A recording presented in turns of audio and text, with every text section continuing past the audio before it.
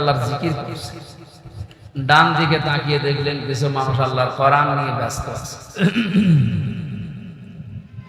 নবীজি বললেন দুইটা দল ভালো কাজে আছে, তবে কোরআনে কারিম নিয়ে যারা ব্যস্ত আছে তারা সবচাইতে উত্তম কাজে আছে। এ মুহূর্তে আল্লাহ আমাকে নির্দেশ দিয়েছেন আমি যেন কোরআনে কারিমের এই আলোচনায় শ্রোতা হিসাবে অংশগ্রহণ করি। কিছু টের পেলে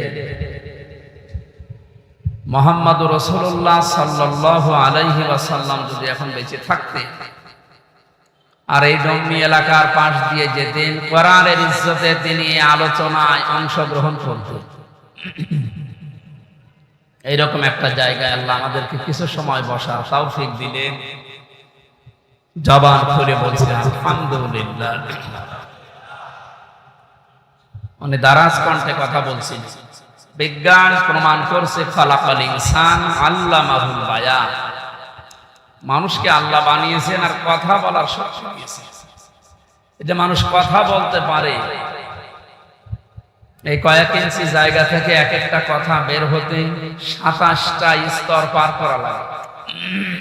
কয়টা? 27টা স্তর পার করার পর একটা কথা তৈরি হয়। আপনি চিন্তা করেন, এতগুলো স্তর পার করার পরে যদি একটা কথা তৈরি হয়, যিনি কথা বলার যোগ্যতা আমাদেরকে দিয়েছেন তার প্রশংসা বাদ দিয়ে অন্য কারো প্রশংসা আদায় করা ঠিক হবে? যদি আমরা উল্টা দেখেছি, আপনি যাই মনে করেন স্বাধীনতার পর থেকে পর্যন্ত বিভিন্ন মরা মানুষদের প্রশংসা যত এদেশে হয়েছে, ওই পরিমাণ প্রশংসা আল্লাহর যদি হতো আমরা আল্লাহর ওলি হইনি। কি হয়েছে তাদের প্রশংসা করে? উনি শান্তি পেয়েছে।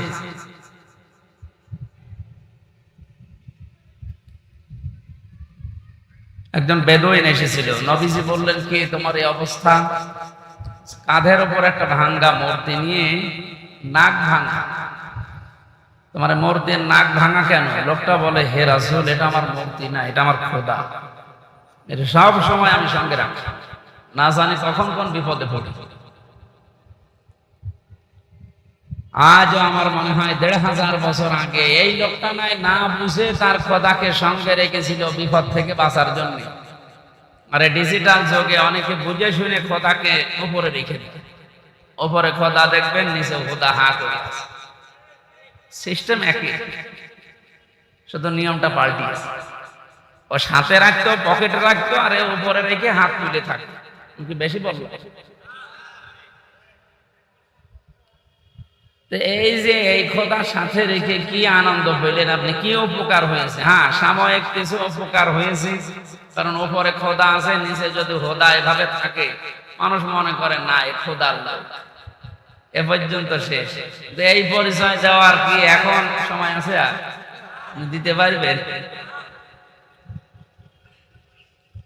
নবীজি বললেন নাক ভেঙেছে কি করে? লোকটা বলে ইয়া রাসূলুল্লাহ, যেখানে যায় একে নিয়ে যায় বিপদ থেকে বাঁচার জন্য, প্রাকৃতিক প্রয়োজন সারার জন্য আমি গেছি, কিন্তু এর তো আর টয়লেটে নিয়ে যাওয়া যায় না, খোদার মান থাকে। এখান থেকে বাস্তবতা হচ্ছে যারা টাকার ভেতরে বিভিন্ন মানুষের ছবি দিয়ে সম্মান বাড়াতে চান, ওরে নিয়ে মানুষ যায় কোথায়? সম্মান বাড়ে? বিবেকের কাছে প্রশ্ন করেন, জিজ্ঞাসা করো না। একটা মুশরিক, এই লোকটাও তার খোদাকে টয়লেটে নিতে রাজি না, আর আপনি যাকে ওইরকম সম্মান দিয়ে রাখেন তারে পকেটে করে সব জায়গায় নিয়ে যাচ্ছেন। আপনি কথা বুঝিয়ে চিল্লাচ্ছেন তো নাকি আন্দাজে? আমি জানি আপনি বুঝতে ফেলেছেন। ঢাকার মানুষ খুব চালাক, এরা হাঁ করলে হাসা দানায় হালসা বোঝে।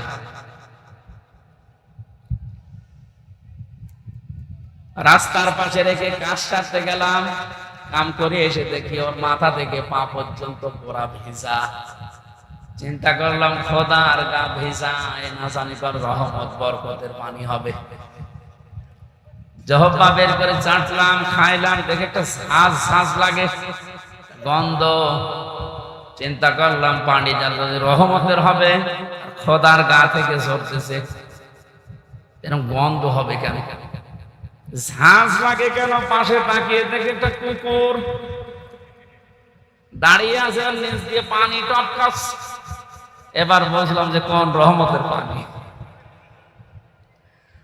আমার মেজাজ গেল খারাপ হয়ে, এই খোদা না খোদা, নিজের এই কুকুরের প্রসাব থেকে বাঁচাতে পারবে না। আমার রাগ হওয়ার পরে ওরে দিয়েছে একটা আষাঢ়, নাক ভেঙে গেছে। নবীজি বললেন, আমার কাছে কেন আসলে? লোকটা বলেন, ইয়া রাসূলুল্লাহ, এদের অসারতা, এদের কল্প কাহিনী, এদের অজ্ঞতা, এদের মূর্খতা, এদের দুর্বলতা সব আজ আমার কাছে স্পষ্ট হয়ে গেছে। আমি আর এর কাছে কিছুই চাই না, একে নিতেও চাই না। আপনার তাওহীদের কাছে আমি ধরা দিতে এসেছি।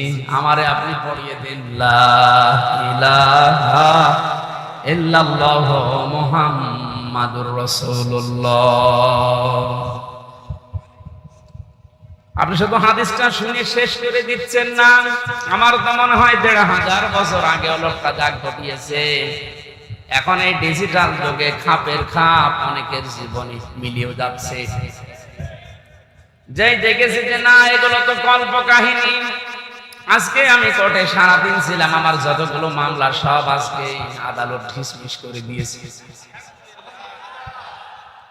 আমার এখানে একটা প্রশ্ন ছিল আজকে, কিন্তু উনি করতে দেয়নি।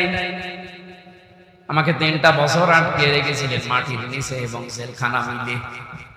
আমার প্রশ্ন হচ্ছে, আপনি আমাকে মামলা দিয়ে ৩টা বছর আটক রাখলেন যে আমার অপরাধ আছে কিনা। ৩ বছর পরে আজকে প্রমাণ হলো যে আমি নির্দোষ, কোনো অপরাধ নেই।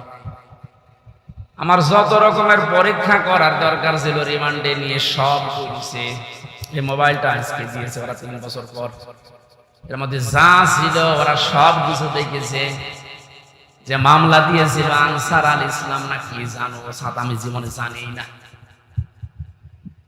যত রকমের পরীক্ষা করেছে একটাও পাইনি।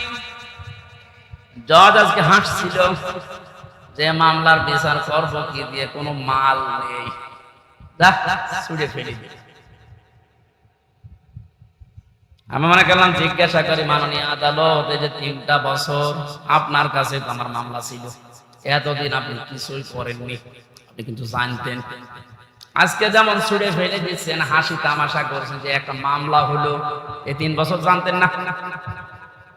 30 থেকে 32 বার এই মামলাটা আদালতে গিয়েছিল, জামিন আপনি দেননি, বারবার ফেরত দিয়েছেন। আজকে কোন ইশারায়, কার ইশারায় দিয়েছেন আমি জানি না। তবে আমার প্রশ্ন, আমাকে যে 3টি বছর রাখলেন, আমি তো নিরপরাধ। আজকে প্রমাণ হলো যে কোনো দোষ নেই। যারা আমাকে বিনা দোষে কষ্ট দিয়েছে, আমিও তাদের ওই কষ্ট দিতে চাই।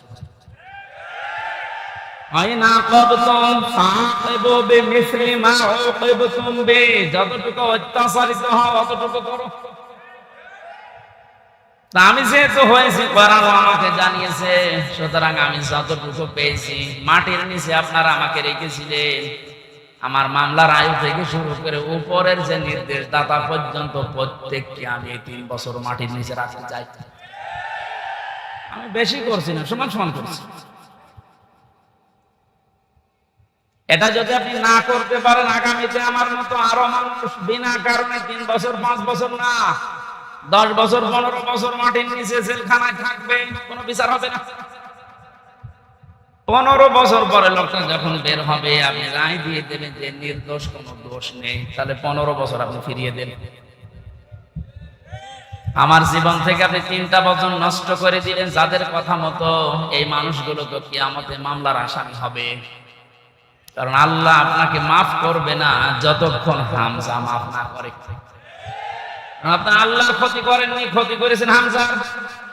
ওটা যদি হকফুল ইবাদ হতো, হকফুল্লাহ হতো, আল্লাহ মাফ করে দিত। এটা তো হকফুল ইবাদ, বান্দার হক আপনি নষ্ট করেছেন। যাদের ইশারায় তাদেরকে আপনি বলবেন। এই মানুষগুলো যদি হামজার কাছে মাফ না চায়, কোনদিন লোকটা জান্নাতে যেতে পারবে না। দ্বিতীয় সিস্টেম হচ্ছে লোকটা জালিম। যারা টপ টু বটন ছিল এতদিন, এরা সবগুলো কোরআনের ভাষায় জালিম। জালিমদের জন্য সবচাইতে আমার ভয় লাগে সূরা শুরার ৪২ নম্বর আয়াতটা পড়লে, ইন্নামাস সাবিলু আলাল্লাযীনা ইয়াযলিমুনান নাস ইলা আখিরি আয়াত। আল্লাহ পাক বলেন, অবশ্যই আমি আল্লাহ নিজে মামলা দায়ের করব, নিজে অভিযোগ দায়ের করব, কেস করব। শব্দের অর্থ দিকে খেয়াল করেছেন, ইন্নামাস সাবিলু আলাল্লাযীনা ইয়াযলিমুনান নাস। আল্লাহ ইয়াযলিমুনাল মুসলিমুনা দেননি, ইয়াযলিমুনান নাস দিয়েছেন। এটা মজারে বর্তমান ভবিষ্যৎ, প্রেজেন্ট ফিউচার দুইটা কাল নিয়ে আল্লাহ শব্দ দিলেন কেন? কারণ এখন শুধু না, কিয়ামত পর্যন্ত এই আয়াতটা কোরআনে থাকবে না, 2 দিন পর নষ্ট হয়ে যাবে। মানুষ হয়ে যারা মানুষের উপরে জুলুম করে, অত্যাচার করে, এরা হামজার মামলার আসামি না। আমি মামলা দিলেও পারি, না দিলে মাফ করে দিলে হয়ে গেল, কিন্তু না, আল্লাহ পাক বলেন ওরা আমি আল্লাহর মামলার আসামি। আমার তো আয়াত পড়ার পরে বাংলাদেশের দিকে তাকিয়ে মনে হয় এ দেশের অনেক মানুষ এখন অলরেডি আল্লাহর মামলার আসামি হয়ে গেছে।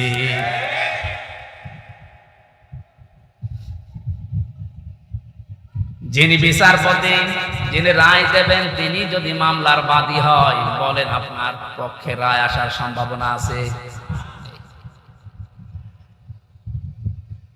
আমার পক্ষে তত বিচারপতি ছিল অনেকগুলো, সিএমএম কোর্টে, জজ কোর্টে, হাই কোর্টে পর্যন্ত, কিন্তু শুধু উপরের নির্দেশ পাইনি, এজন্য লিখে নাই।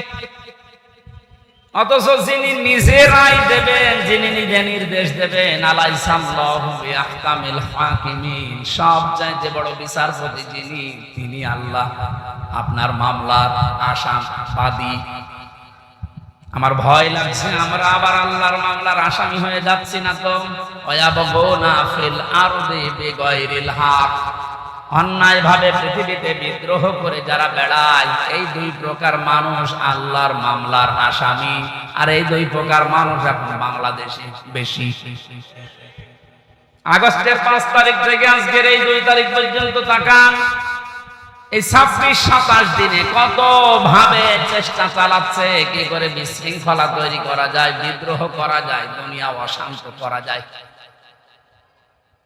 আপনাকে বলছি, আমি আপনাকে ভালোবাসি, বাঁচাতে চাই। কোরআনের চোখ লাগিয়ে দেখতে পেলাম এই দেশে 5 তারিখের পর থেকে 2 তারিখ পর্যন্ত যারা শান্ত হয়ে যাওয়ার পরে বিশৃঙ্খলা করার চেষ্টায় আছেন, পৃথিবীর মানুষকে বোঝাতে যাতে দৃষ্টান্ত শান্ত নেই, কত রকমের প্রু তৈরি করে ইস্যু লাগিয়ে আপনি চেষ্টা চালিয়েছিলেন। তওবা করে ফিরে আসেন, নয়তো আপনি আল্লাহর মামলার আসামি। আমি আশা করি আপনি কথা বুঝেছেন। যদি না বোঝার ভান করে উল্টা পাল্টা ধারণা করেন, আপনার কপালে হেদায়েত আল্লাহ দেবে না। এই যে কপালে হেদায়েত দেবে না, এটা তো আমি বানালাম। আল্লাহু লা ইয়াহদিল কওমাজ জালিমিন, ইহদি এটাও মোজারে, বর্তমান ভবিষ্যৎ, প্রেজেন্ট ফিউচার। আল্লাহ বলেন আমি জালেমদেরকে হেদায়েত দিচ্ছি না, দেব না। আর শর্তলা হচ্ছে ওদেরকে মাফ করে দেন, আমি মাফ করে করব কি? আল্লাহ তো হেদায়েত দেবে না জালেমদের। কারণ এত কঠিন নিকৃষ্ট আল্লাহর কাছে শব্দটা। নবীজি জানিয়েছেন আয-যুলমু যুলুমাতুন ইয়াউমাল কিয়ামাহ, জুলুম কিয়ামতের ময়দানে ঘোর অন্ধকার হয়ে তার সামনে দেখা দেবে, নিজের হাত পর্যন্ত দেখতে পাবে না। এটা যদি 100 ভাগ আমরা বিশ্বাস করে বাস্তবে নিয়ে আসতে পারতাম, জীবন পাল্টে যেত। আমি আমার ঈমান থেকে কথা বলছি। যারা এখনো পর্যন্ত এই আয়াতগুলোর সাথে মিলে যাচ্ছেন, আপনি থামেন। মৃত্যুর গড়গড়ানি চলে আসলে তখন কিন্তু আপনার পাশে বসে কালেমা পড়ালেও কাজ হবে না।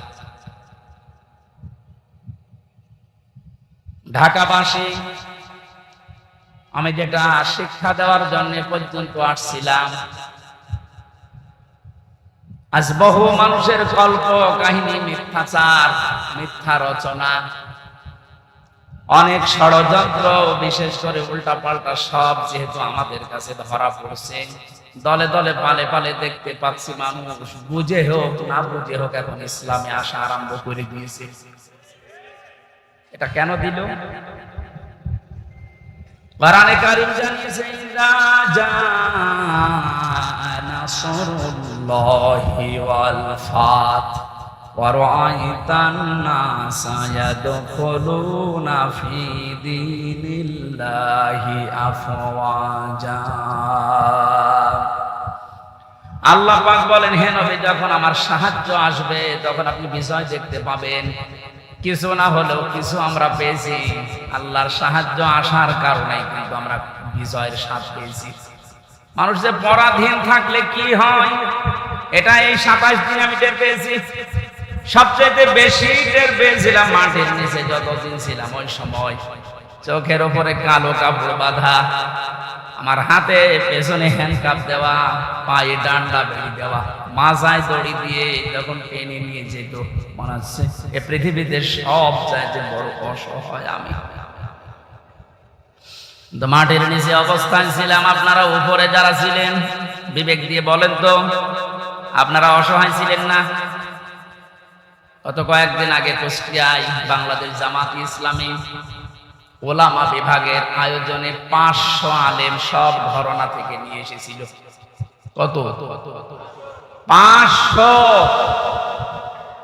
ওনারা আয়োজন করেছিল 500, 750 উপরে আলেম এসেছে পুরা কুষ্টিয়া জেলা থেকে, সব ঘরানার।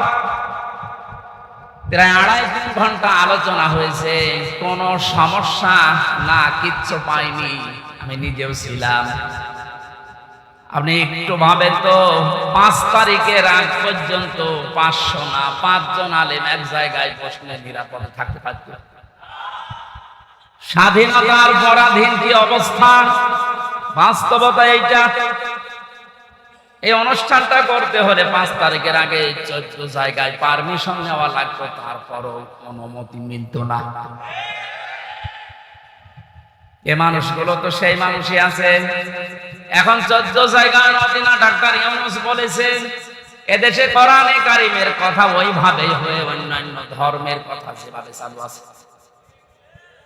হিন্দুদের পূজা, ওদের দুর্গা পূজা, সরস্বতী পূজায় যদি অনুমতি না লাগে, পাহারা দেওয়া হয়, কোরআনের অনুমতি লাগবে কোন কারণে? কিছু মানুষের কিছু চিন্তাধারায় আল্লাহ তাকে মাফ করেন। কবি নজরুলের জীবনে ওই রকমের আমল আমি ওনার জীবনী পড়ে পাইনি, কিন্তু কিছু কিছু কথা এত দামি, আমার মনে হয় আল্লাহ ওই কথাগুলোর কারণে মাফ করে দেবে। এই লোকটা যে ঘোষণা দিল, কোরআনের পক্ষের লোক না বিপক্ষের লোক ওটা আমি বলছি না, কিন্তু যে ঘোষণা দিল, এই 17 বছরে কোন মুসলমান তো এই ঘোষণা দিতে পারে না। আরো বিরোধিতা করছেন আপনি।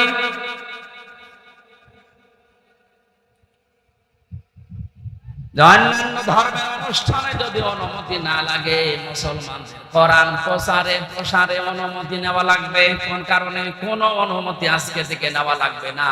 যেখানে যতটুকু পারেন কোরআনের কথা ওই ফোর্সি বলবেন, যেটা আল্লাহ জানিয়েছেন। ওনার পরের দিন এই দেশের ডিজিএফ এর প্রধান যিনি গোয়েন্দা বিভাগের, আমার আমার মাহফিল ছিল ওই দিন গাইবান্ধা, আমারে ডাক দিয়ে বলছে, হুজুর কোরআনের কথা বলতে দেশে 56,000 বর্গ মাইলের কোন ইঞ্চিতে আর বাধা নেই। যে ফোর্সে আল্লাহ জানিয়েছে আপনি ওই ফোর্সে বলবেন। কেউ যদি কোন জায়গায় একটু শব্দ করেন, শুধু একটু জানাবেন, আমারে সেভ করে রাখবেন, ঠ্যাং ভেঙে ফেলবো। আমি বললাম, স্যার আপনি এতদিন কোথায় ছিলেন? আমি কেবল দায়িত্ব পেয়েছি।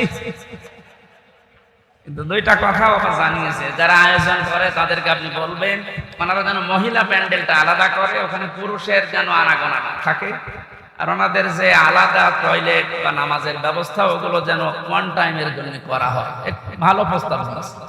এটা যাতে রেকর্ড হচ্ছে, সারা বাংলাদেশে আমার প্রত্যেকটা জেলায় 2টা-3টা করে ওয়াজ নেওয়া আছে। এর মাধ্যমে সবাইকে জানাচ্ছি, ওই স্যারের কথাটা মানা দরকার। কথাটা ভালো কথা না?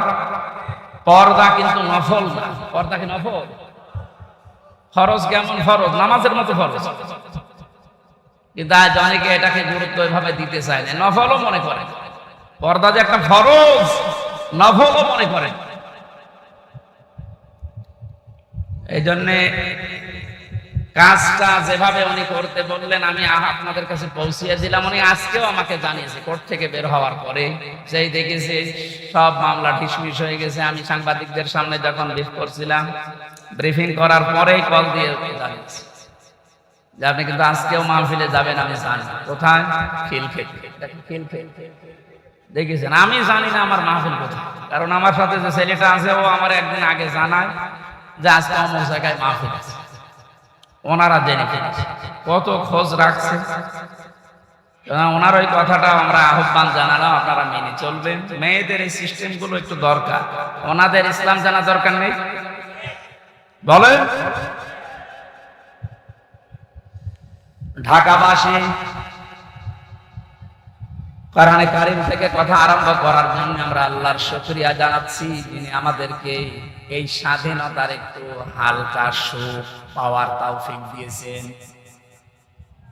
যখন আল্লাহর সাহায্য আসবে, বিজয় যখন আপনি দেখতে পাবেন, বিজয়ের যতগুলো ধাপ আছে, একটা ধাপ আমি বাস্তবে সভাপতির সাথে আমি আজকে মিলাবো, একটু মিলাবেন। ওয়ারাইতান নাসা ইয়াদখুলুনা ফি দীনিল্লাহি আফওয়াজা। আল্লাহর সাহায্য আসলে আপনি বিজয় দেখতে পাবেন। বিজয়ের প্রথম ধাপ এটা, দলে দলে পালে পালে মানুষ দেখবেন ইসলামে প্রবেশ করছে। আপনি 27 দিনের জরিপটা একটু দেখেন। আগস্টের 5 তারিখের আগে আমি 4 তারিখে রাত্রে পেয়েছিলাম একটা জরিপ। ওই জরিপে দেখেছি এই দেশের 100 জনের মাত্র 15 জন চায় যে ইসলাম রাষ্ট্রীয়ভাবে কায়েম হোক, 85 জন চায় না। আজকে মাগরিবের পরের রিপোর্ট আমি ঘুমানোর আগে দেখেছিলাম বিবিসি থেকে।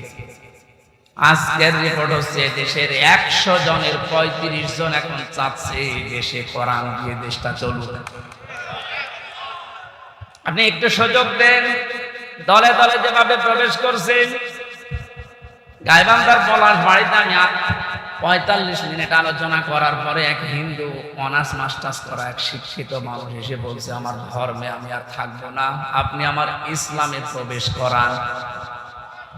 এই যে অন্য ধর্মের মানুষ যদি বুঝে কোরআন চলে আসতে পারে, যারা হালকা পাতলা ইমানের অধিকারী তাদেরকে একটু সুযোগ দেন, দেখবেন দলে দলে এই যে আফওয়াজা, পালে পালে মানুষ ইসলামে আসবে। জরিপ যেটা করেছে ও গাঁজা খেয়ে করেনি, বাস্তবতা দেখেই করেছে। 35 জন যদি হয়ে যায় 27 দিনে, আর 27 দিন যেতে দেন, 50 ভাগ মানুষ যখন ইসলাম চাইবে দেশে কায়েম হয়ে যাক, আল্লাহর কসম কেউ বাধা দিয়ে ঠেকাতে পারবে না।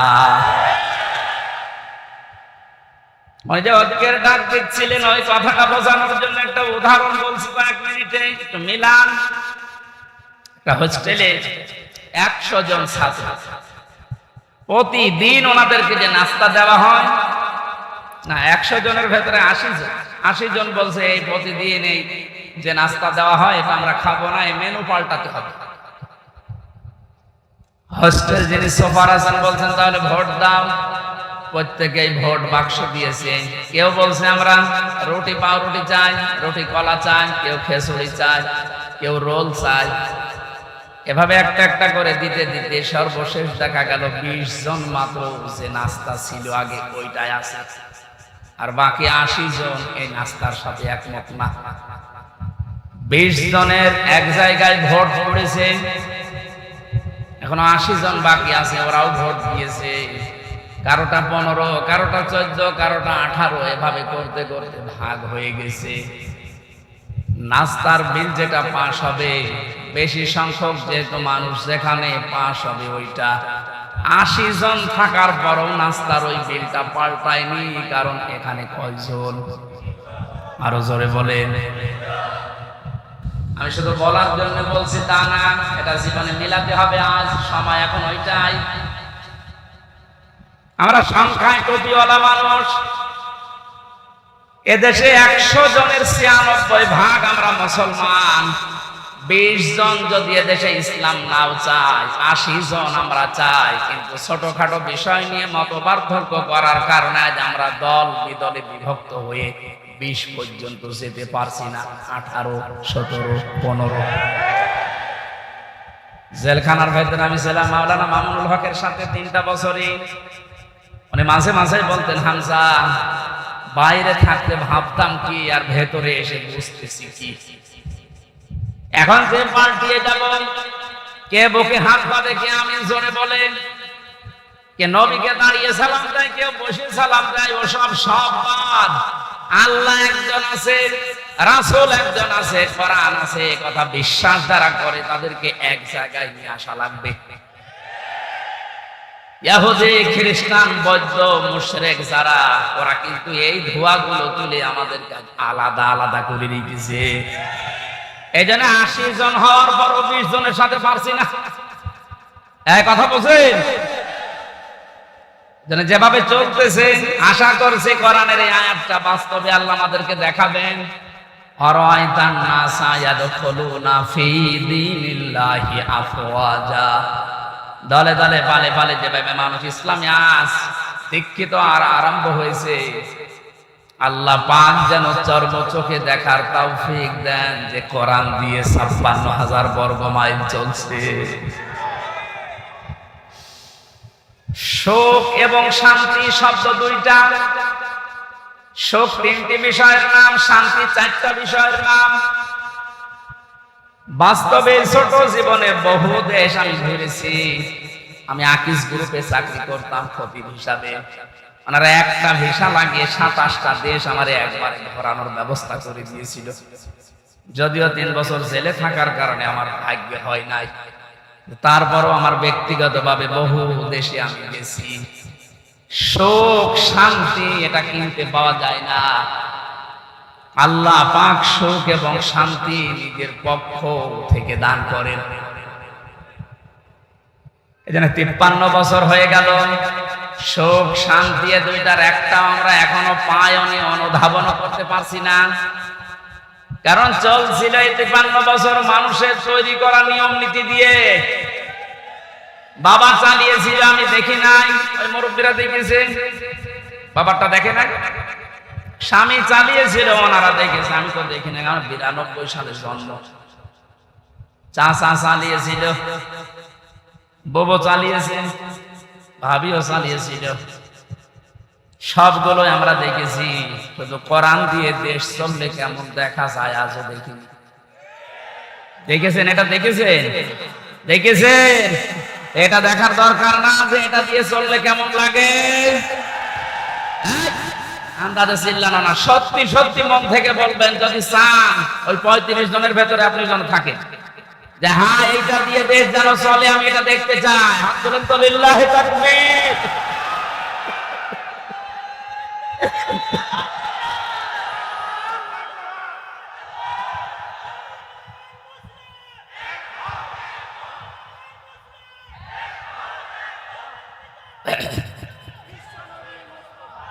আলহামদুলিল্লাহ ভাই। দরুদ আর সালাম পড়ছে আমাদের নবী মুহাম্মদুর রাসূলুল্লাহ সাল্লাল্লাহু আলাইহি ওয়াসাল্লামের প্রতি। 7টা নামে আল্লাহ তাকে পুরা কোরআনে স্পেশাল ভাবে ডাক দিয়েছে। কয়টা? 7টা। 1 নম্বরে নাম দিয়েছেন ইয়াসিন। ইয়া হরফে নেদা, ইয়া মানে হে, সিন মানে সাজ্জেদ। তাফসিরে কাবীর আল্লামা ফখরুদ্দিন রাজি রাহমাতুল্লাহ আলাইহি উনি ব্যাখ্যা করতে গিয়ে সিনের অর্থ দিয়েছেন 5টা। আমি গতানুগতিক কথা বলি না। যারা আছেন যদি হেদায়েতের নিয়তে কথা শুনেন, আমি আশা করছি কোরআন আপনাকে পথ দেখাবে।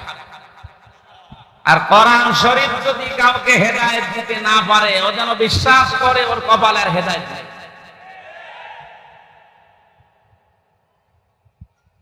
মান ইত্তাবাআল হুদা বিগাইরিল কোরআন আদাল্লাহুল্লাহ। তিরমিজি শরীফের হাদিস। নবীজি বলেন কোরআন বাদ দিয়ে যদি পৃথিবীর কোন জায়গায় কেউ ভালো হওয়ার নিয়তেও যায়, আল্লাহ নিজে দায়িত্ব নিয়ে তাকে গোমরাহ করে দেয়। ও ঢাকাবাসী শব্দের দিকে খেয়াল করেন, হুজুর আছেন আদাল্লাহুল্লাহ ভাবে ইফাল।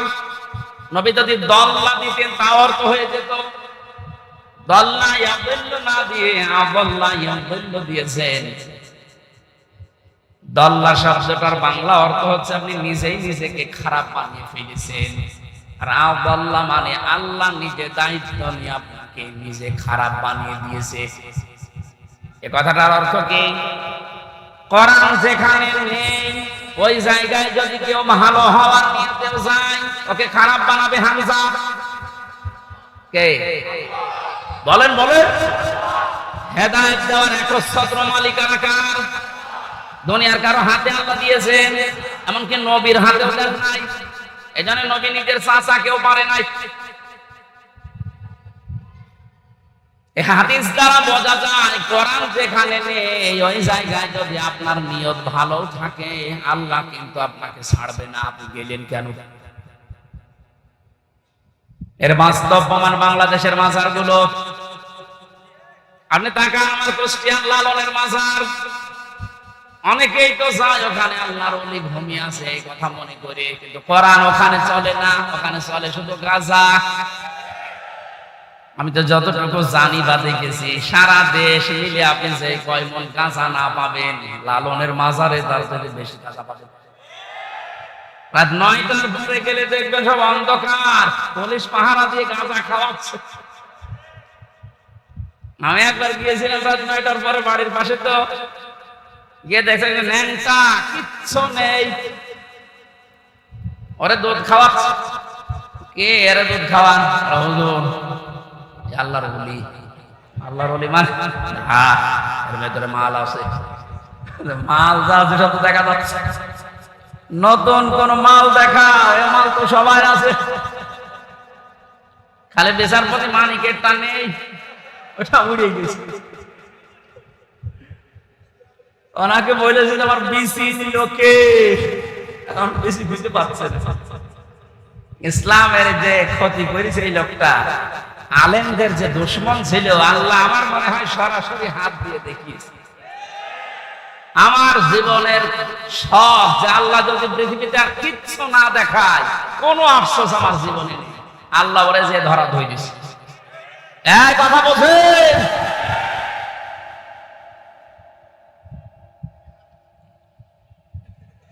এই লোকটার সম্পর্ক আমি শুনেছি জেলখানায় থাকতে ছোট হুজুরটা আমার সাথে ছিল, ওই যে রফিকুল ইসলাম মাদানি, 2 মাস ছিল। আমার বলছে হামজা ভাই আমারে প্রথমে রিমান্ডে নিয়ে রাত 12:30টার দিকে নিয়ে গেছে হাতির ঝিলে। ওরা উলঙ্গ করেছে আমারে, আমি তো এমনি ছোট মানুষ, আমার জিনিসপত্র ছোট, আসলে ছোট। আমারে নিয়ে পুরা উলঙ্গ করে একটা সিগারেট হাতে ধরিয়ে দিল। অন্ধ উলঙ্গ মেয়ে লোক কোন জায়গা থেকে যেন নিয়ে আসলো, রাস্তার 2 পাশে ব্যারিকেড দিয়ে বন্ধ করা। এটা কোরআন শরীফ আমার সামনে একেবারে সত্য বলছি, আমাকে যা বলেছে ওই ফাঁসির কয়েদখানায় তাই বলছি। অর্ধ উলঙ্গ মেয়ে লোকটা আমার পাশে দাঁড় করিয়ে ছবি তুলছে আর বলছে এটা সকালে ছেড়ে দেব, দেশের মানুষ বুঝবে হুজুর কেমন। এত অসহায় লাগছিল ওই সময়, আমি তো এমনিতে ওদের চাইতে একেবারে ছোট, আর মেয়েটা আমার ওর কাঁধ পর্যন্ত আমি অর্ধ উলঙ্গ, কোথা থেকে যেন ভাড়া করে নিয়ে এসেছে। আমার হাতে সিগারেট দিয়ে যেটার গন্ধ শুকলে আমার বমি আসে, ওইটা ধরিয়ে নিজে 2 টান দিয়ে আমার কাছে দিয়ে বলছে এভাবে ধরে থাক, অস্ত্র তাক করা আছে, কিচ্ছু করার নেই। ছবি তুলছে, সেটা ছেড়ে দেব সকালে। আমি যেহেতু মজলুম আর বিশ্বাস করি মজলুমের দোয়া কবুল হয়, ইত্তাকি দাওয়াতাল মাজলুম। নবীজি বলেন দুনিয়াতে আর যাই করো মজলুমের বরদোয়া থেকে নিজেকে বাঁচিয়ে রেখো। ফাইন্নাহা লাইসা বাইনাহু ওয়া বাইনাল্লাহি হিজাব, কারণ মজলুমের মাঝে আর আল্লাহর মাঝে কোনো পর্দা থাকে না। হাতির ঝিলের ওই পানির পাশে দাঁড়িয়ে আল্লাহর কাছে বলেছিলাম মাবুদ যে অবস্থা করছে আমার তো কিচ্ছু করার নেই, তুমি দেখতে পাচ্ছ। এক এসআই কে ডাক দিয়ে বললাম ভাই আপনারা যা করছেন আমার সাথে, একে হারুন স্যার জানে না? মানে উনি তো করাচ্ছে, যেই বলেছে উনি করাচ্ছে, কারণ রিমান্ডে অনেকে মাঝে মাঝে এসে আমার প্রশ্ন করতো, তখন কি ফেরেশতার মতো কথা বলতো, অথচ ভেতরে ভেতরে ওই এত খারাপ অবস্থা আমার করলো। আল্লাহ তুমি সব দেখেছো, আমারে যেভাবে ওরা অপমান করেছে ওকেও এইভাবে করে। আমার মনে হয় আল্লাহ কারেন্টের মতো ওর দোয়া কবুল করেছে। দেখেছেন না ও এখন 3 ইঞ্চি, কয় ইঞ্চি? সারা দুনিয়া এখন ওর নাম অনেকে জানে না, কিন্তু ও যে 3 ইঞ্চি ও সবাই জানে। মহিলারা পর্যন্ত জানে যে 3 ইঞ্চি। ছোট হুজুরের দোয়াটা একেবারে মাজলুম, যেহেতু আল্লাহ কবুল করে দুনিয়ায় দেখিয়েছে, পরবর্তী কি করবে সেটা আল্লাহ ভালো জানে।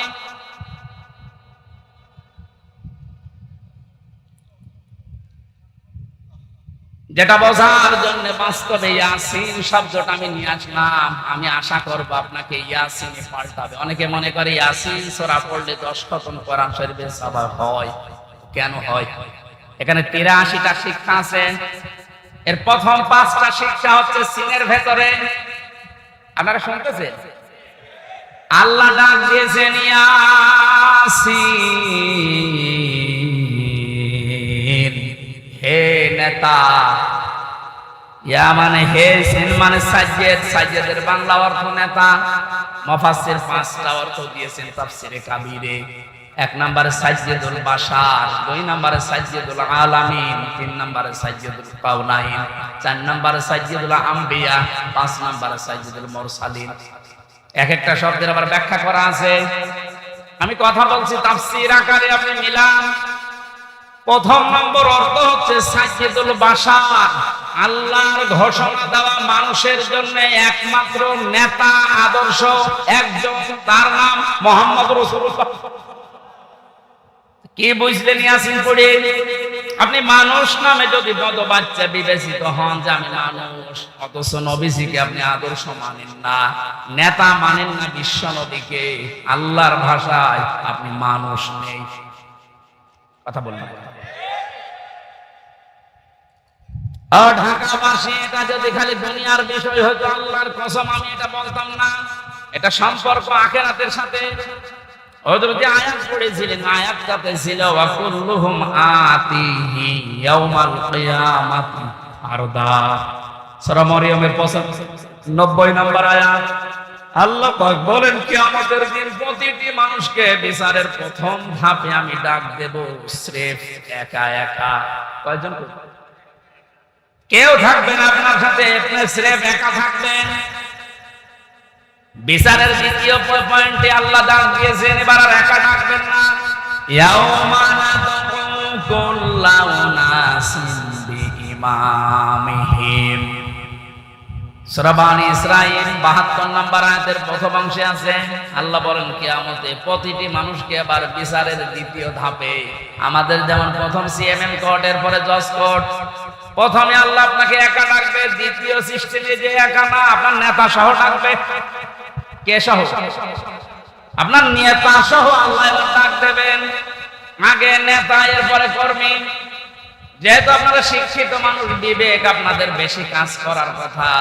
নিজের দিকে তাকিয়ে বলেন তো, আপনি দুনিয়ার স্বার্থে হোক আর যে স্বার্থেই হোক, যাকে নেতা মানেন, আদর্শ মানেন, ওই লোকটা যদি কিয়ামতে আপনার সামনে থাকে, পেছনে আপনি দাঁড়িয়ে আছেন, আগে তো আল্লাহ তাকে দেখবে। এক কথা বলেন কেন? কি মনে হয় আপনার যে ওই লোকটাকে যদি আল্লাহ দেখে আপনাকে মাফ করে দেবে? ওরে দেখলেই তো আল্লাহর আগে রাগ হয়ে যাবে। আপনার নেতা যদি হয় ইনুর মতো, যারে মানুষ লাথি দিচ্ছে, লাথি দেয়নি কয়েকদিন আগে? আপনার নেতা যদি হয় মেননের মতো, যারে মানুষ পচা ডিম খাওয়াচ্ছে, কি মনে হচ্ছে আপনার শুধু হাসির খোরাক কিনা, বাস্তবে নিয়ে যান। নিজে এখন বলছেন না, ওই লোকটা যদি সামনে থাকে আল্লাহ আমারে মাফ করবে না, এরকম নিজেই যদি এখন ধারণা করেন, আপনি বিশ্বাস করতে পারেন আপনি ধরা খেয়ে বসে আছেন। আমি আপনার শত্রু না, আমি আপনাকে বাঁচাতে চাই। কারণ দুনিয়ার জীবনই যদি শেষ হয়ে যেত, এই ওয়াজ আমি করতাম না। যেহেতু আরেকটা জীবন আছে, এক্ষুনি পাল্টাতে হবে। নেতা যাদের ঠিক নেই, এই মুহূর্তে আপনি পাল্টাবেন। ওয়াজ শুনতে আসলেন কেন? আপনি যদি নাই মানতে পারেন, নিজেও কোরআন শরীফ পড়েন না, হামজা বলছে আপনি মানেন না, আপনি কি হয়েছে?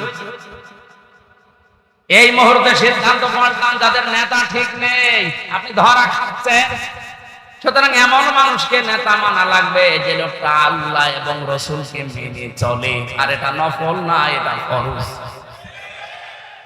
এটা তো আমি বানালাম। সূরা নিসা 5 নাম্বার পারার 6 নাম্বার পৃষ্ঠা 9 নাম্বার লাইনের 59 নাম্বার আয়াতের প্রথম অংশে আছে। আমি যতগুলো তাফসীর বিশ্ববিদ্যালয়ে থাকাকালীন মিলিয়েছি, সব মুফাসসির এই মাঝখানে যে আতিউ এই শব্দের ব্যাখ্যায় একমত। আল্লাহ পাক বলেন, ইয়া আইয়ুহাল্লাযীনা আমানু আতিউল্লাহা ওয়া আতিউর রাসূলা ওয়া উলিল আমরি মিনকুম। ওহে যারা ঈমানের দাবি করো তাদেরকে বলছি, আমি আল্লাহর আনুগত্য করো, আমার রাসূলের ইতাআত করো, আনুগত্য করো। এই দুইটা জায়গার আগেই দেখবেন আতিউ এই ফেল আছে, ভার্ব, এটা ক্রিয়া। এটা আল্লাহ নবীজির নামে আর নিজের নামে রেখেছেন, কিন্তু উলিল আমরি মিনকুম এর আগে আতিউ দেননি। সব মুফাসসির একমত, আল্লাহ রাসূলকে মানতে হবে, কোনো প্রশ্ন করা যাবে না। কথা বলে না কেন? আল্লাহ রাসূলের পরে কিয়ামত পর্যন্ত যারা নেতৃত্ব দেবে দুনিয়ায়, যে মানুষগুলো এই পৃথিবীর নেতৃত্বে আসবে, উলিল আমর যারা, তাদেরকে যদি মেনে চলতে হয় নেতা হিসাবে, অবশ্যই দেখা লাগবে এরা আল্লাহ রাসূলকে মেনে চলে কিনা। যারা আল্লাহ রাসূলকে মেনে চলে না, তাদের জন্য রাজনীতি করা জায়েজ নেই। নেতা হওয়া, নেতৃত্ব দেওয়া, তাদের নেতৃত্ব মেনে নেওয়া জায়েজ নেই। এটা রাজনীতি মনে করে যদি চলে যান, আপনার কপালে আগুন লাগবে। সূরা বাকারার 124 নাম্বার আয়াত, وَإِذِ ابْتَلَى إِبْرَاهِيمَ رَبُّهُ بِكَلِمَاتٍ فَأَتَمَّهُنَّ قَالَ إِنِّي جَاعِلُكَ لِلنَّاسِ إِمَامًا। হযরত ইব্রাহিমের কথা স্মরণ করো, আল্লাহ নিজে বলছেন, আমি পদে পদে তাকে বাক্য দিয়ে পরীক্ষা করেছিলাম। যতগুলো পরীক্ষা ইব্রাহিমকে নিয়েছি, কোরআন শরীফে আমি পেয়েছি ইব্রাহিম নবীকে আল্লাহ পরীক্ষা করেছিলেন 50টা। কয়টা? বলেন বলেন। 50টা পরীক্ষায় তিনি উত্তীর্ণ, একটাও ফেল করেননি। আল্লাহ রাব্বুল আলামিন এত খুশি হয়েছিলেন, তিনি ডাক দিয়েছেন, ইব্রাহিম আমি তোমাকে মানব জাতির জন্য নেতা বানিয়ে দিলাম। হযরত ইব্রাহিম বলেছিলেন, হে আল্লাহ, এই যে নেতৃত্ব দেওয়ার গুণাবলী, নেতা হওয়া, এটা কি শুধু আমি একাই পেলাম? ক্বালা মিন যুররিয়াতি, নাকি আমার সন্তানাদি যারা দিয়ে কিয়ামত পর্যন্ত আসবে এরাও কি নেতা হতে পারবে? আল্লাহ সঙ্গে সঙ্গে সাফ ঘোষণা দিয়েছেন, ক্বালা লা ইয়ানালু আহদিস যালিমিন। ইয়ানালু এটা মুজারে, বর্তমান, ভবিষ্যৎ, প্রেজেন্ট, ফিউচার। আল্লাহ পাক বলেন, তোমার সন্তানাদি কিয়ামত পর্যন্ত যারা আসবে তারা নেতা হতে পারবে, নেতৃত্ব দিতে পারবে, ইমাম হতে পারবে, কিন্তু জালেমদের জন্য আল্লাহর এই ওয়াদা নেই। ইয়াতে মুফাসসিরিন ইকরাম ফি সিলালিল কোরআনে লিখেছেন সাইয়্যিদ কুতুব, যে দুনিয়ায় যারা জুলুম করে, সে নিজের উপরে হোক, পরিবারের উপরে হোক, সমাজের উপরে হোক, রাষ্ট্রের উপরে হোক, জনগণের উপরে হোক, যারা জুলুম করবে তাদের জন্য নেতা হওয়া, নেতৃত্ব দেওয়া, রাজনীতি করা জায়েজ নেই, হারাম। অথচ বাংলাদেশে তো উল্টা, যে যত বড় জালেম সে তত বড় নেতা। বেশি বলে ফেললাম, কিছুই বেশি হয়নি, কম হয়েছে। আহাদিস জালিমিন দিয়েছেন আল্লাহ, জালেমদের জন্য কোনো ওয়াদা নেই, আর তারা এখন বড় বড় নেতা হয়। 15 বছরে তারাই আমাদেরকে বলেছিল তোমরা মসজিদ খানকায় থাক, আর এই ময়দানটা আমরা 2000 টাকা যদি বাজেট হয়, 5 টাকা খরচ করে 1995 টাকা খেয়ে। এক একটা প্রকল্পের জন্য 3 বার, 5 বার, 7 বার, 10 বার, 11 বার করে বাজেট হয়। এক একজনের যে টাকা পাচারের এই যে এখন দেখছি, আমার মনে হয় যদি কিয়ামত পর্যন্ত হায়াত পেত এই লোকটা, এত টাকার মালিক হওয়া ওর দ্বারা বৈধ পথে সম্ভব না।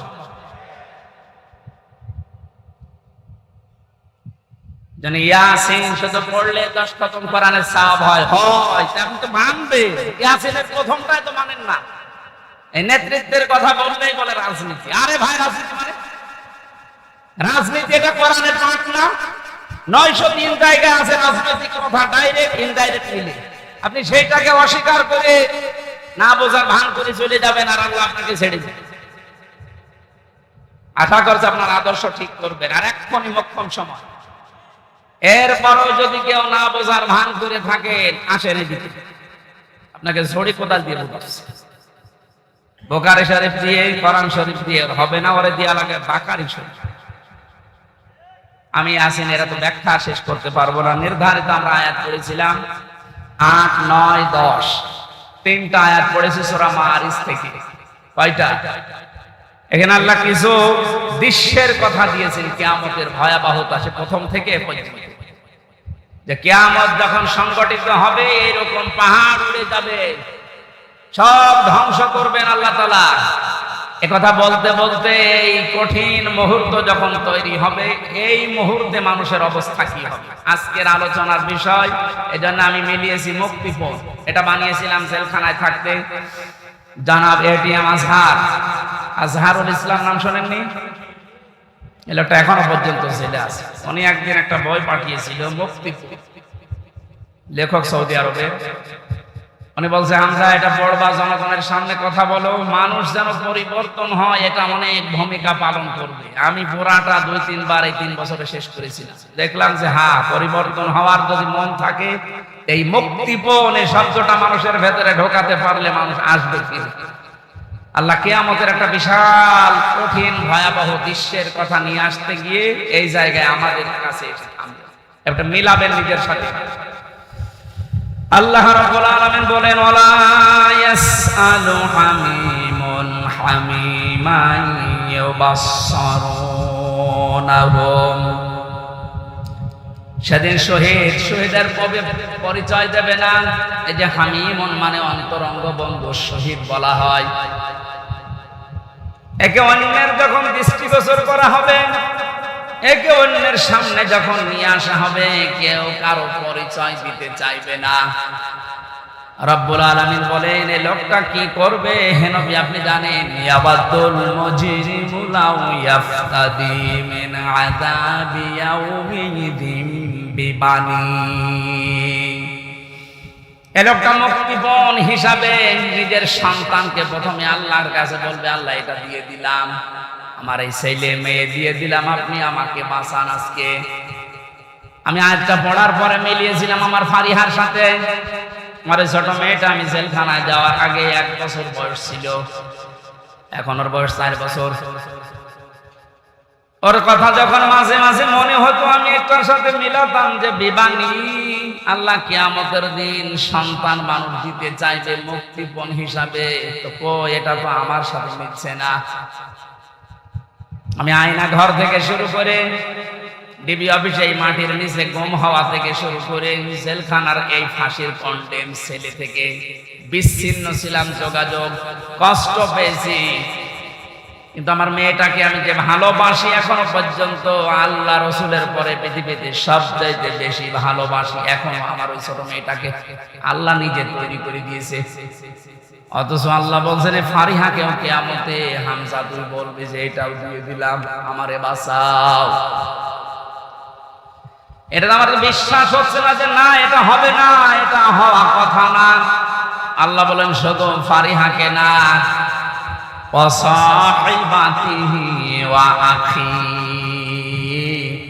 মানুষ তার স্ত্রী এবং তার ভাইকে পর্যন্ত মুক্তিপণ দিতে চাইবে। শুধু স্ত্রী আর ভাই না, নিজের জ্ঞাতি গোষ্ঠী যারা তাকে আশ্রয় দিত, প্রশ্রয় দিত, সামাজিক ভাবে, রাজনৈতিক ভাবে, পারিবারিক ভাবে, গোষ্ঠীগত ভাবে যারা তাকে বিপদে পড়লে আশ্রয় দিত, এদেরকেও বলবে আল্লাহ এদেরও দিয়ে দিলাম। এটা আজকে আমি মিলালাম হাজী সেলিমের সাথে। যেভাবে গালিগালাজ করছিল কোটে তোলার সময়, কত টাকার মালিক আপনি বলেন তো হাজী সেলিম।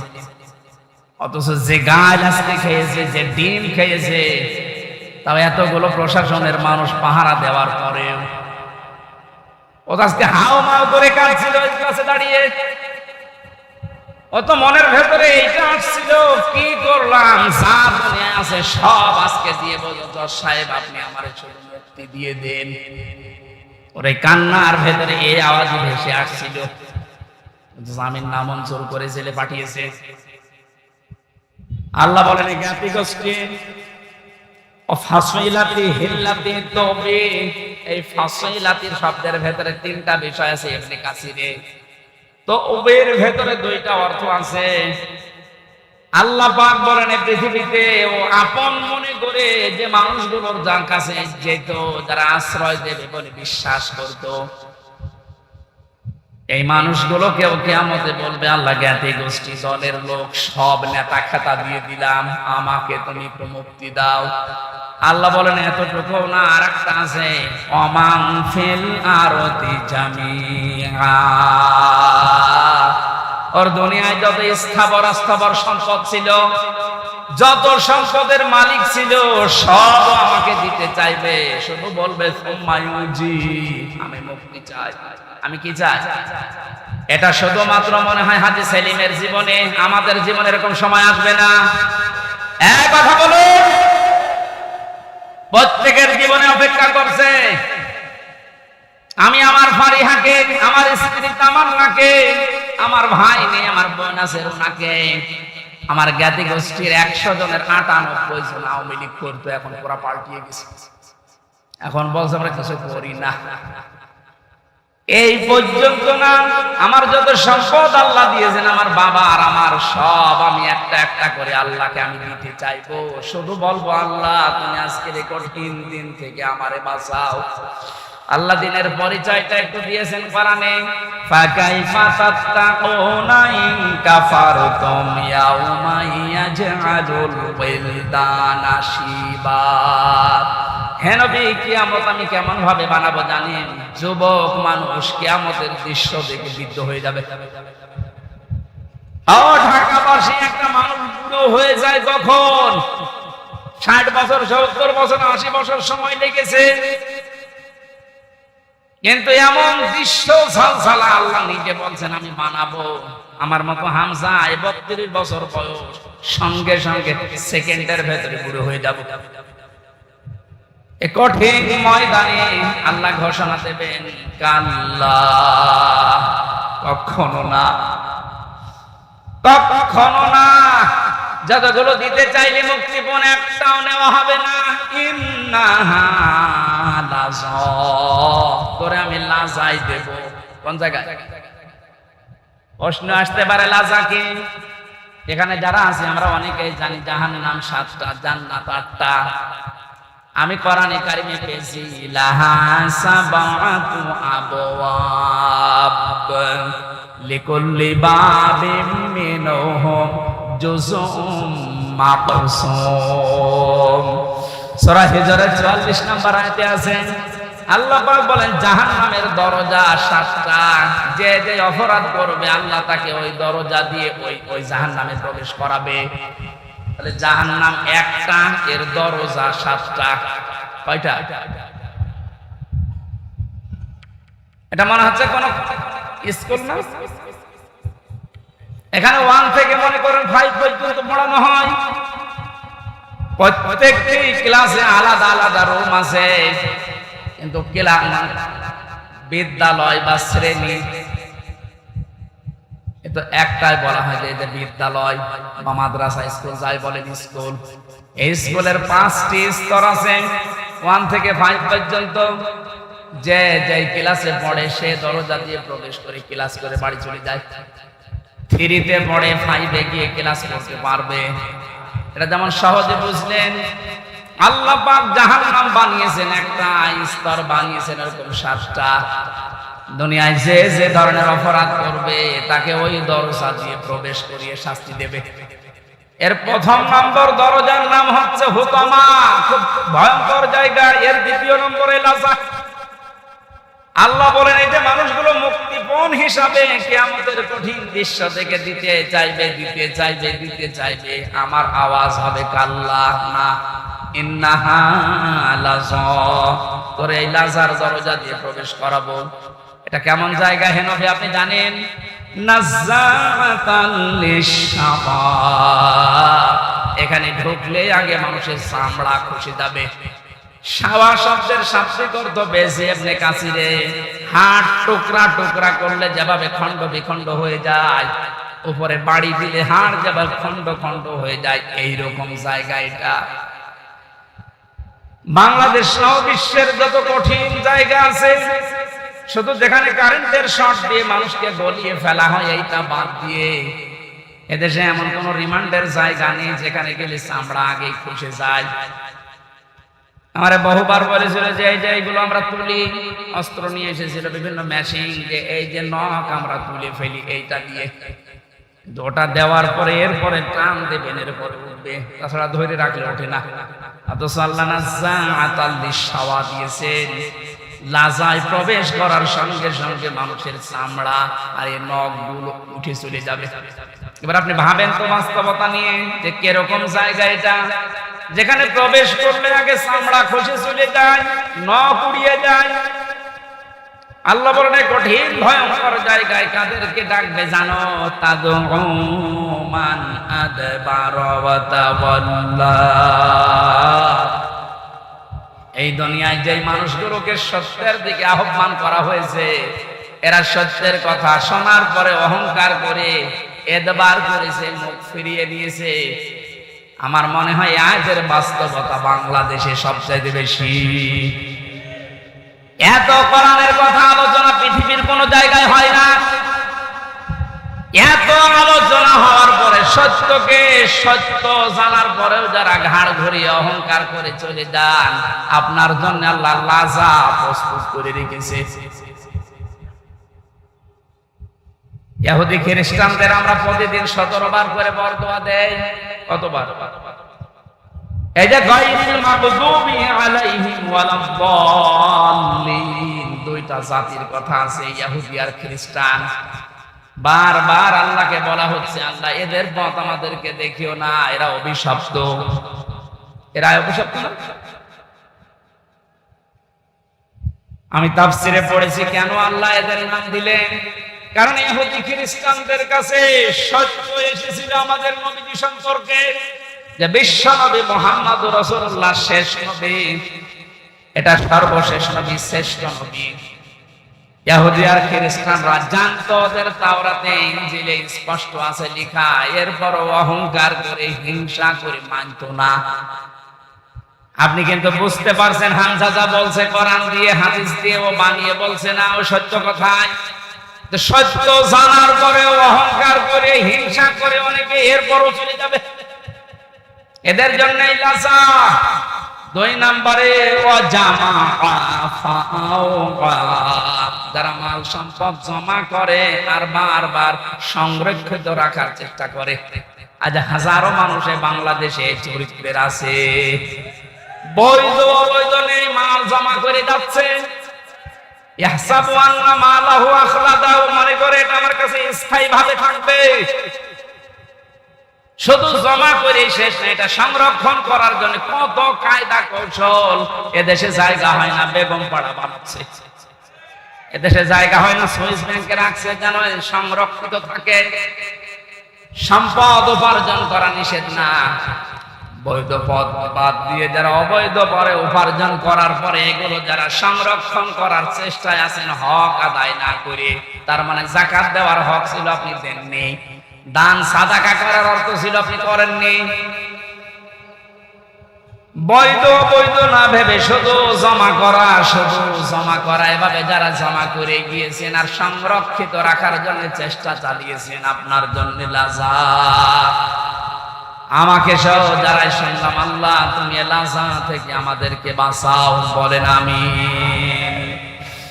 বাংলার মুসলমানেরা, পৃথিবীর জমিনটা আপনি যদি বদ্ধ জায়গায় কিছুদিন থাকেন, আপনার কাছে স্পষ্ট ধারণা চলে আসবে মাটির নিচে সরকার আমাদেরকে দিয়ে লস হয়নি, আমার কষ্ট হয়েছে, লস হয়নি।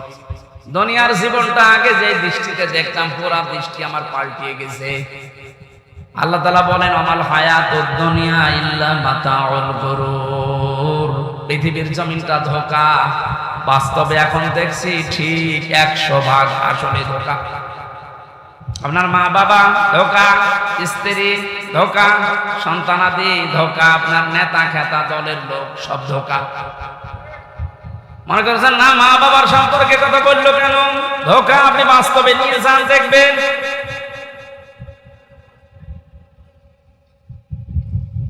স্ত্রী ধোঁকা, এটার বাস্তবতা আমরা সবাই কম বেশি টের পাচ্ছি। আপনি যদি একটু শ্বশুর শাশুড়িকে অপমান করার চেষ্টা করেন, আপনার আপন বউ আপনার পর হয়ে যাবে। শ্বশুর শাশুড়ি বাদ দিলাম, স্ত্রীর ভাইকে অপমান করে একটা কথা বলেন, যত সুন্দর স্ত্রীর ব্যবহার হোক সেকেন্ডে পাঠিয়ে যাবে। দুনিয়ার সব কিছু যখন ধোঁকা ধোঁকা বলে আল্লাহ ঘোষণা দিয়েছেন, আমরা এই ধোঁকার পেছনে পড়ে থেকে আমাদের বিশাল আখিরাত আমরা যেন নষ্ট করি না ফেলি। আমি সহ যারা এসেছি, আল্লাহ তুমি আমাদেরকে ইখলাসের সাথে এগুলো মেনে চলার তৌফিক দাও, বলেন আমিন। বারাকাল্লাহু লানা ওয়া লাকুম ফিল কুরআনিল আযীম। অনেক রাত হয়ে গেছে। আমি মালয়েশিয়া ছিলাম কয়েকদিন আগে। মাওলানা মিজানুর রহমান আজহারি, জাকির নায়েক, এনারা বলছিল কথা বলতে হলে সর্বোচ্চ রাত 9:30 থেকে 10টায় অনুষ্ঠানগুলো শেষ করা লাগবে, কারণ আমাদের এই শরীরে উলিয়ে ওঠে না। এমনিতে 3 বছর যা খেয়েছি, শরীরের ভেতরে মাল মশলা সব নষ্ট হয়ে গেছে। তখন স্বাভাবিক হতে আমার সময় লাগবে। আমি জেলখানায় মেয়েদের পারিবারিক জীবন নিয়ে, যেহেতু ওখানে 100 জনের 70 জন এই পারিবারিক মামলার আসামি, এগুলো লিখেছিলাম, লিখে একটা বই করেছি।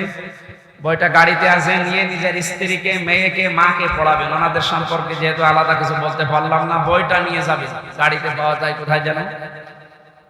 ওইটা নিয়ে মেয়েকে, মাকে, বউকে, বোনকে, এদেরকে পড়াবেন। আশা করছি পরিবারে শান্তি ফিরে আসবে। আজকের মতো বিদায় নিচ্ছি, কারণ কালকে অনুষ্ঠান অনেক দূরে এবং ডবল আছে। বারাকাল্লাহু লানা ওয়া লাকুম ফিল কুরআনিল আযীম। যারা দায়িত্বে আছেন বাকিটা শেষ করুন। আসসালাম।